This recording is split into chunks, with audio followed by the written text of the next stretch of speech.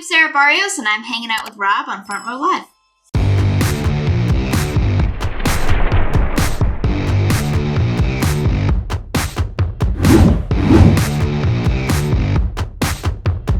I am a completely new fan of yours. I hadn't heard of you before until I did my interview with Vault Boy, and I started to do some research, and I found about the collaboration you guys had. And I got hooked on your Spotify. Like, all your tracks are incredible. Oh, thank you so much. And you give me these early nostalgic, like pop punk kind of vibes. But at the same time, like, I get this subtle hint of like this like country kind of twang on your vocals, more so on this new single, which is kind of cool. Like, I love this whole mixture of things coming out of sounds coming out of you. What is this, how did this sound come about for you? Like, how did you discover this was the sound of Sarah Barrios? I mean, I'm an artist, so I think I'm kind of constantly developing as a human being. I grew up with a lot of different types of music. Like, my mom was big into country. I grew up on a lot of singer-songwriter, like the Beatles and Fleetwood Mac. And then probably like in my earlier years, like 10 to like 13, I like discovered pop punk music. I saw Hayley Williams and I was like, I want to do that. So I think when I was trying to figure out what I wanted my sound to be, I knew I really liked a lot of harmonies and a lot of guitar-based music. And so for a while, I was kind of focusing on that mainly and trying not to like push my voice and not be too loud in a room. I'm a naturally very shy and kind of introspective person. So I was like, this feels like a safe space for me to kind of enter into the music scene this way. And honestly, after really tough on my mental health, I had like really bad depression. And I came out the other end of getting therapy, which has been a godsend, but also just feeling like I wanted to make music that felt fun and upbeat and kind of telling a story, but also that I could like sing and physically just like jump around on stage with and kind of take people to a different place. And I think that's kind of where that kind of came from, is I was just ready to be a little bit louder and kind of be a different version of myself. If I was like, okay, in an alternate reality, what is Sarah Barrios in an alternate reality? Like, who is the person that I want to be? And create the music for that person so that at some point when I'm singing it, it'll click and I'm like, oh, I am that person, instead of just being like, oh, I wish I could be more confident or more outgoing or more, I don't know, fun. So I think that was kind of the biggest drive for me to kind of go in this direction of music. I also just really love music like that. I grew up with a lot of it, so it just kind of made sense. As you go into the studio to kind of record these songs, like, I feel like because you're such a mellow person, like you kind of mentioned, like, I feel like it might also be hard to just be able to burst out these emotions and feelings and thoughts like on a microphone. How did you go about like being able to be comfortable doing that, especially when you're working with different producers? I don't know. That's the one place that I feel pretty comfortable being super open and honest and vulnerable. I'm very grateful that I spent probably like a year and a half writing for other people before I kind of dove in on what I wanted to do for myself. So I got to really make some deep and like meaningful connections with some producers and some songwriters. So I felt comfortable and safe. So when it came time to kind of make my own music, especially in the new realm of music that I'm making, I was like, okay, I know I want to work with this person, and they make me feel super comfortable. So I can be very honest and open about what I'm feeling. And I think the way that I'm writing now versus how I was writing before has changed a little bit, in the sense that I'm kind of drawing from things that inspire me more so than my own personal feeling. Like, I write a lot of book inspired songs. My newest single was based off of a book that I had read. I'm a big book reader, so I was like, how about I just like, I'm constantly living in a like half fantasy, half reality world in my head, so let me make my songs like that. And I've been very grateful to work with some really cool people who are super down for me to kind of take that and run with it, which is cool. You've had some incredible producers, Jorgen being one of them, Evan being another. Evan is, has been around for some time, but I feel like he's barely starting to get more attention. Jorgen has also been around, but he's just been more in like the main, like Justin Bieber's and Youngblood and Imagine Dragons. So having those different styles of producers collaborate with you on your own music, like how does that impact your creative process and also like the process in the studio? I mean, I'm very grateful to have worked with such talented people, but I think everyone's got kind of their own way of doing things. Like Evan and I like to storyboard songs, so we'll sit down and we'll just create a storyline. I'll be like, I have this idea, let's just power it through. When we were writing Thank God, I was like, I have this idea based off of this book, but I don't know like what's happening. And we spent like an hour just going through being like, okay, this character walks into a room and like, what is she seeing? Who's sitting on the couch? Whose house is it? And we did that for like an hour where we just kind of storyboarded the entire song essentially, and then started playing chords and the song just kind of happened. So we kind of take it from more of like a lyrical aspect and then go from there. With writing the stuff that I did with Jorgen, I had an idea or like a feeling, and then we would go in with music first. And he's really cool with different syncopated beats, having really cool like pocket. Obviously he's a huge John Bellion fan, as am I. So he's a really big believer in having a strong pocket, which I love. And so everybody's got their own kind of creative process, but I think the one thing that I've enjoyed the most is everyone's just super chill and super open to just talk about your feelings. But I think the two of them, what I love the most about them is they're just very honest with me. Like Jorgen, when we were writing I Didn't Mean To, I was like, I like sang a melody and he's like, he like turned around and he was like, this is the nastiest thing you've ever written. Like, this is not good. Like, you can do better. And so we went out, we got some food. He gave me a White Claw. And then like literally 30 minutes later, he was like, go on the mic and just like word vomit things. And the melody for I Didn't Mean To came out of that. So, and same with Evan, like he's very blunt with me where he's like, I just don't think that's good. Like, I feel like it could be more interesting. And I love that because it's much better to just have someone be like, I just don't think it's good. And if I think it's good, I can be like, hey, I hear what you're saying, but I really, really believe in it. It will work from there. But I think it's harder if no one says anything. I would rather have somebody push me to make a really great song than for me to kind of write a half-assed version of something that I could probably go harder in. So I really love that. I feel like that's also hard too, because if you're in a moment in a creative kind of space in your mind where things are flowing, even if that certain lyric didn't sound so good, I feel like there's still other stuff going in your head. But when they tell you like, hey, Jorgen, for example, like that was the nastiest thing you've ever done, like, do you just completely close out everything else that you had in mind, or do you still have those in mind? Because I feel like once you're in that mental state, like you want to just kind of release it all. I think the first key ingredient is making sure that the person who's saying that to you is friends with you. Because if it's not, I think if it was someone I didn't know and I wasn't friend with, and it's like my first session and I wasn't like fully vibing with them, I would fully shut down. I'd be like, okay, well, I don't know what to tell you. But I think I'm very lucky that I'm not often in situations like that. But with Jorgen, I just kind of have like other ideas. I'm like, okay, what do you think about this? He's like, it's close. And I was writing with another writer for that session called Micah, and he was really great with that, where we were talking through. He'd be like, okay, what would you say to this person? Like, exactly. Like, why don't we just say that? And I'm like, oh, yeah, that makes sense. So it's always fun to kind of have like a strong back and forth. I think it doesn't necessarily shut me down, but it does push me to be like, okay, I have this idea, but before I say it, how can I make it more interesting, or how can I tell it in a way that's going to make you feel something versus it just being words? Going back to finding pockets, something that Jorgen is good at.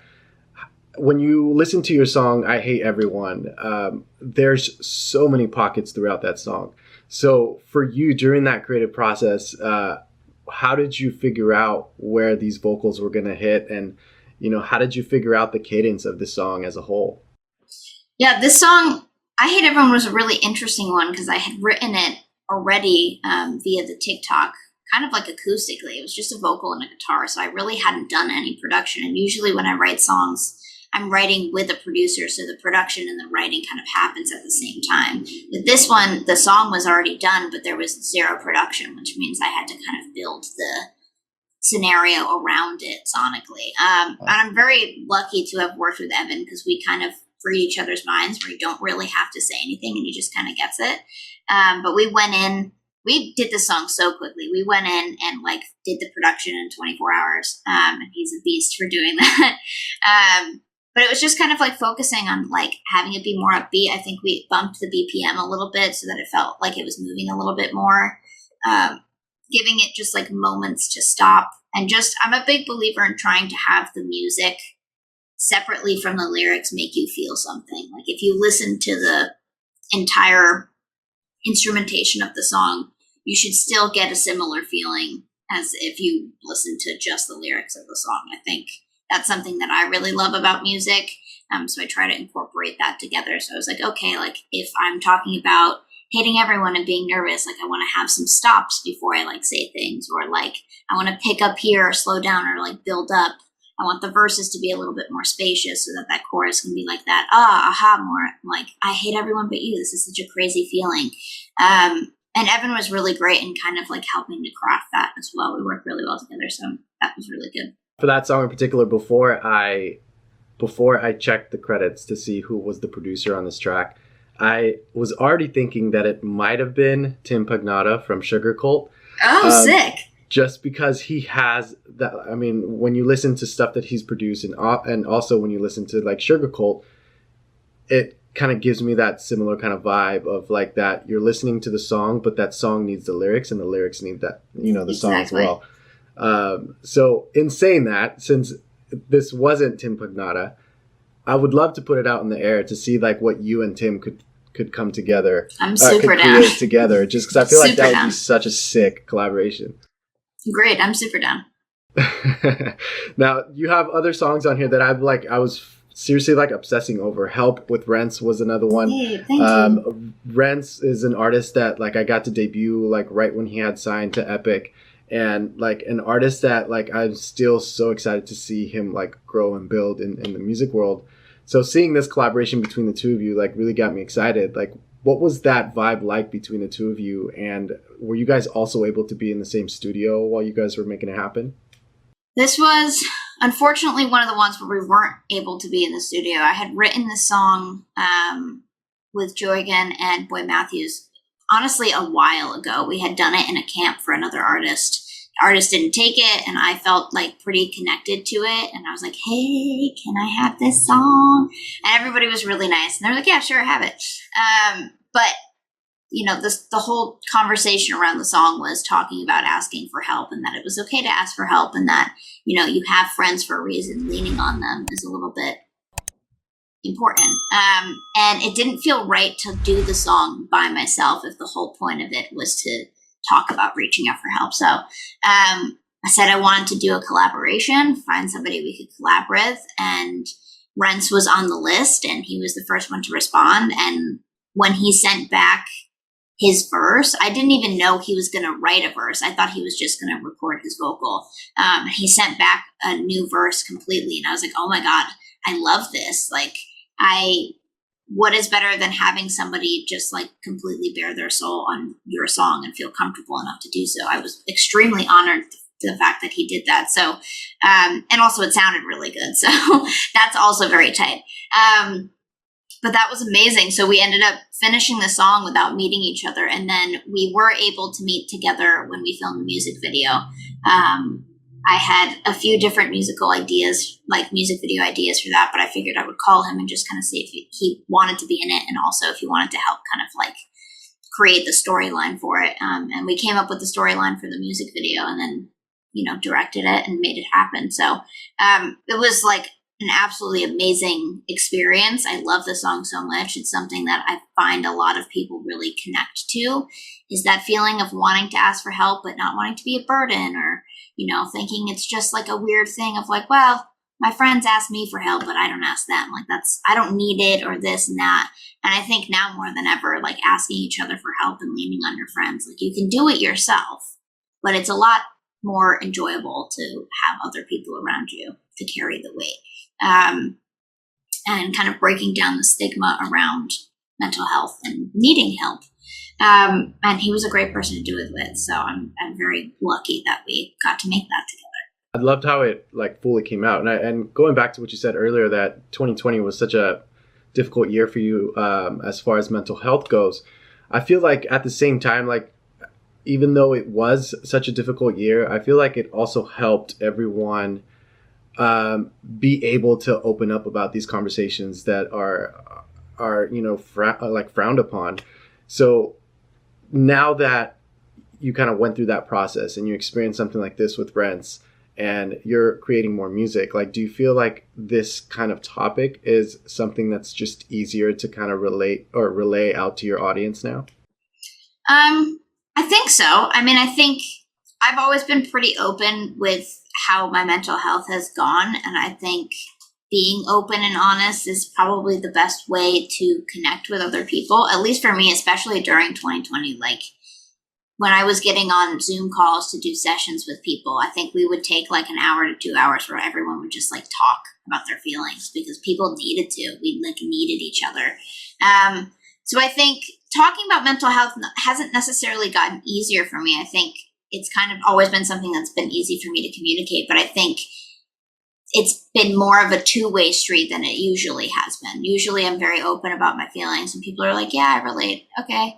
But I think now, like being open and honest with that, a lot of people are kind of agreeing with it and feeling it. And I'm having one-on-one conversations. I mean, we played at Lollapalooza and I met with some of the people who were there and they were talking about how they struggled with mental health and like how they were getting help or how they wanted to get help, but they didn't know the first steps. Like having those open conversations with people that usually I wasn't really having, I think has been the biggest change, is that people want to have the conversation and aren't necessarily as scared of people looking at them and being like, oh, you're like messed up.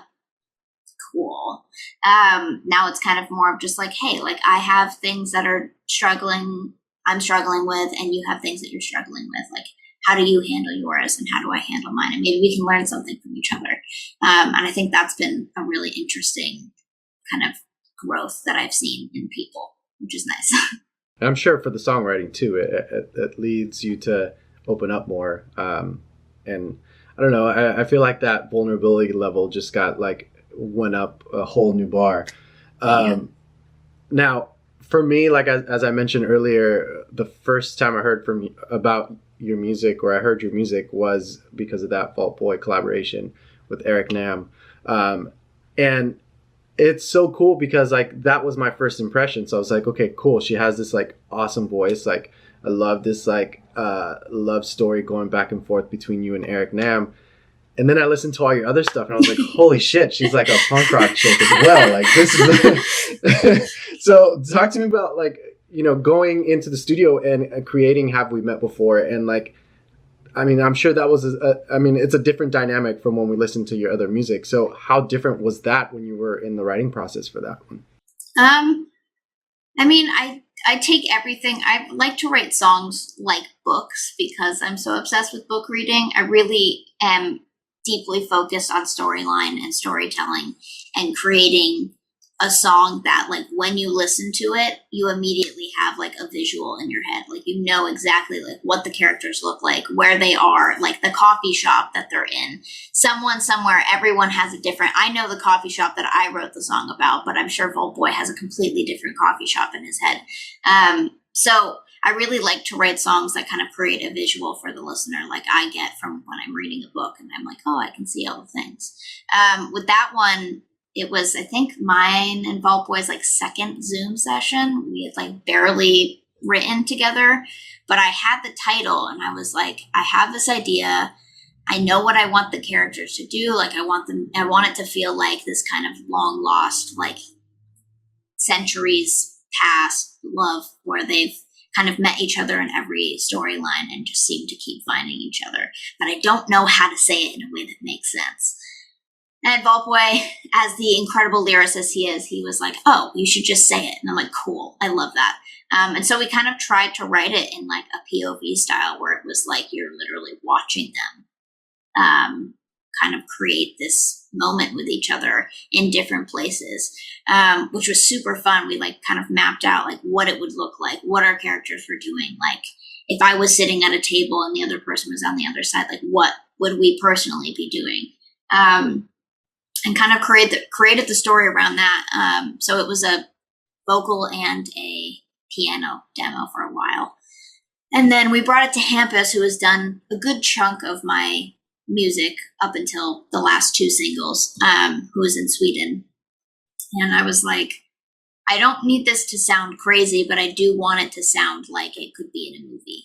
I want it to feel like, I want the music, like the lyrics, to feel kind of otherworldly and big and kind of like epic. So naturally we added strings, ton of strings. And I was like, I really want to do this with somebody. I would love to do it with Vault Boy. But at the same time, I was like, I really keep hearing Eric's voice on this. And I had written with Eric a few times before. And I was like, this just like feels like the right song for us. So I texted him and I was like, hey, I've got this song. What do you think? Do you want to be on it? Totally cool if not. And he loved it, which was amazing. And, he's got a crazy busy schedule, so we just kind of like tried to finesse as best as we could to get him in, and I got to go in, and me and Eric cut the vocals, and then, or Eric cut the vocals. I cut mine on the floor of my closet, but Eric cut his vocal, and then we kind of finished producing it out and had it like mixed and mastered, and then when we went to go do the live video, I was like, this makes sense, like let's just fly Vaulty out and like have him play piano so that we get kind of everyone in the same room who kind of helped create the song and give it this life. And so it's honestly, even though it's quite different from the 2 new songs that I've put out and the new realm I'm moving in, it's probably one of my favorite songs just based on how storytelling and how kind of movie-like it is. It's one of my faves. I really love it. I love that you had that like in your mind already. Like, I want this kind of like cinematic movie like kind of soundtrack type of thing. Like, I feel like as a producer, like that, I feel like it's a blessing having an artist come to you as a producer and being like, this is the sound, the vibe that I kind of want. Because I feel like it's easier for them to like really jump in and hone in exactly to what you want. But at the same time, I feel like because you have so much more like poppier, like rockish kind of vibes on your other music, I feel like it's a challenge for you vocally, as far as control goes with something so much softer, especially with the piano ballad. So vocal wise, how much of a challenge did you feel this song was to record? Or did you even feel like a challenge at all during the recording process? I find I'm kind of used to doing really soft sounding songs.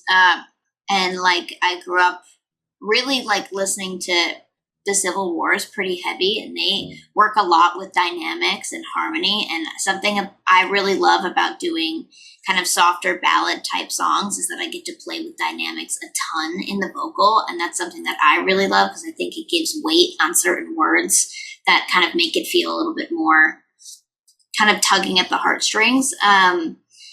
So it wasn't the hardest part about the song is me and Voltboy tend to write songs where there is no room for you to breathe. So we like wrote the pre, and then me and Eric were practicing it, and we were like, ooh, we might have like played ourselves because you have to take the biggest breath before singing it. And I was like, oh no, why did we do, I mean, it sounds cool, but also why did we do this? So it took us a few takes to like really take a big enough breath that didn't look bad on camera to get that to make sense. That was definitely the hardest part. But I think singing softly and kind of having different dynamic and different tone comes a lot more easy to me than honestly singing the rockier stuff. Because I listened more to that kind of music than I did perform it. I kind of, when I started making music and performing when I was like 19, I was doing more of the softer side of stuff and kind of more folk-based music. So that comes really naturally, but I think breath control and like having an air in your diaphragm to sing the words, that was really difficult. What is next for you? What can fans look forward to? What can I look forward to? Because I, like I said, I'm already such a huge fan of yours, and it's only been a couple weeks. Thanks. We've got so much going on. We're doing a 2-month tour starting next week. with Christian French, which is going to be amazing. The tickets are up on Christian's website. You can come hang out. We're playing quite a few different places. Most of them I've never been to, so that'll be fun. I've got new music that I'm working on. We literally just finished like 4 or 5 songs, so we'll have some new music out hopefully this coming month, which will be really good. We'll probably have some music videos. We filmed a bunch of content that's going to be coming out, so there'll be a lot of social content. We may or may not be working on some merch, which I know a lot of people have been asking me for the last year and a half. So we may be working on some merch, but a lot of really good things. It's going to be a really exciting kind of end of the year and start of a new one, which I think will be really good. Amazing. And I guess lastly, because this just came up right now, lastly to close this off, will there be any opportunity of a collaboration between you and Lolo? Oh my God, I would love that. There's nothing in the books right now, but I love Lolo, so I would love that. Absolutely. Well, let's make it happen. Once she's done with this tour with Newfound Glory, let's see if there's some time for you guys to get together. I'm super down for that. Awesome. Well, thank you so much for taking the time, Sarah, and congratulations with the music, and I look forward to hearing more from you. Thank you so much for having me.